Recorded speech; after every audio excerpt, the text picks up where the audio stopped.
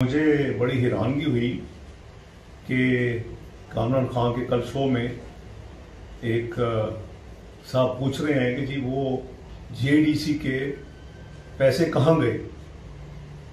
कामरान खान साहब को तो ये पता है कि पैसे किधर जाते हैं। अगर उनको नहीं पता, वो चूंकि स्ट्रेंजर हैं इस सिस्टम में, ना वो पार्लियामेंटेरियन हैं और उनके ऊपर काफ़ी क्वेश्चन मार्क हैं कि आईपीपीज में जो नुकसान हुए वो उसमें वो जिम्मेदार हैं।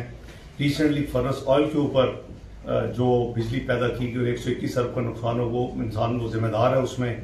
और बड़े क्वेश्चन मार्क है उनकी परफॉर्मेंस पे और उनके मुख्तलिफ। मैं उस लंबी तमहीद में नहीं जाता।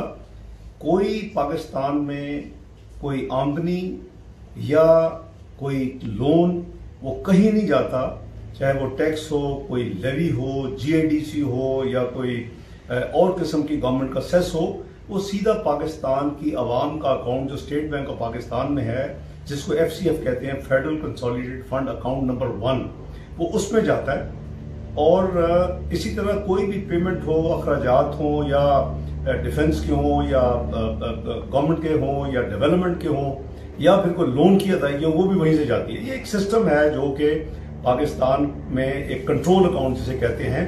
जिस इंसान को ये नहीं पता कि जेडीसी के पैसे कहाँ जाते हैं, मुझे बहुत हैरानगी है कि वो शख्स जो था वो पाकिस्तान के former prime minister Shahid Khan Abbasi के साथ उलझ रहा था। और मुझे उससे भी ज्यादा अफसोस कामरान खान साहब पे है कि जो उसकी ट्वीट कर रहे हैं, तो उनको तो पता है कि पैसे कहाँ जाते हैं और किधर जाते हैं और कहाँ होते हैं। तो ये स्टेट बैंक के पास ये पैसे सारे गए हैं और स्टेट बैंक उसका अमीन है और स्टेट बैंक उसका मुहाफिज है। बहुत शुक्रिया।